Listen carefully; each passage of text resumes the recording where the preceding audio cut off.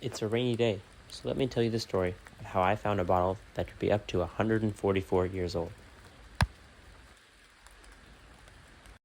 So, it was June 20th, and there was a nice low tide at my nearby waterway, so I decided to head into the mud and see if I could find anything good. Okay guys, welcome to the video.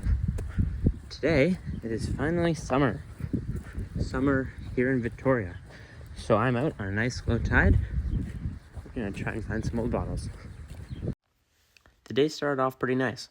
It was great weather, and my first find was this small aqua shard of an old insulator.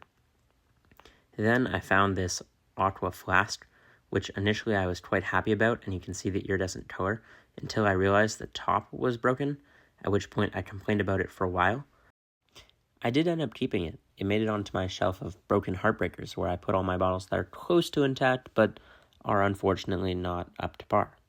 Next, I got pretty excited about what I thought was a circular ball bottle, but it ended up being metal and some kind of furniture piece, which I was very disappointed by, because I thought it was going to be a really good find. It's this clip where I found something that really made my day. Here's the good bottle.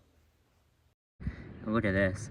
Appears to be a round bottom, or semi-round bottom, with a kind of a later blob top. I don't see any embossing, but even if it's not embossed, I'd be very happy with it. Looks intact. I feel embossing. Yes! Oh, it's intact, everyone. Look at that. We have some kind of pictogram with a ton of writing down here. It's one of these Belfast bottles. This is good. This is like 1880s, maybe 1900s, turn of the century. Look at that pictogram. I've never found one of these before, folks. I found maybe a piece broken, and I found a different variant that didn't have this version with the pictogram. That is beautiful. This makes my day. Look at that. So now, after finding this bottle, we have to ask ourselves, what is this bottle? How old is it? And how did it get here? And the nice thing about research in history is that you can usually answer these questions. And that's what I'm now going to do. Here's our bottle all cleaned up. It's got quite a lovely aqua color. Starting with the top, we have an applied blob top, which is a good older style. On the middle, we have an elongated wagon wheel pictogram with the words ER and Co. Moving down to the heel, we have the words Wheeler and Co. Chromac, let me get into focus here. Chromac Springs.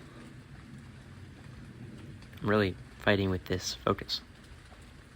And finally, the word Belfast as the city of production. It's a semi-round bottom, meaning it can still stand up, and overall, it has a beautiful look to it. I was able to find a considerable amount of information online about Wheeler & Co.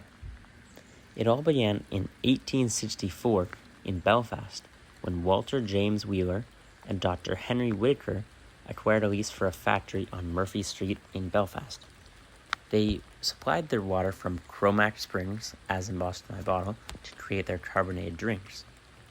In 1882, Whitaker left the business, leaving only Wheeler. This is a good way to tell if our bottle is pre or post 1882.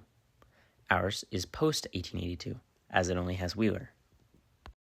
Unfortunately, Wheeler passed in 1890, leaving the business to his son, who proceeded to expand the business substantially before the company took a hit in the start of the First World War.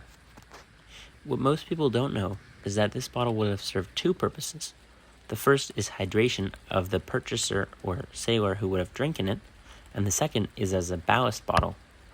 It would have served as a ballast for the ship in order to weight down the ship when there wasn't cargo. When they returned, the bottle would be empty or discarded to reduce weight. That is all I've got for this video. Thanks for watching.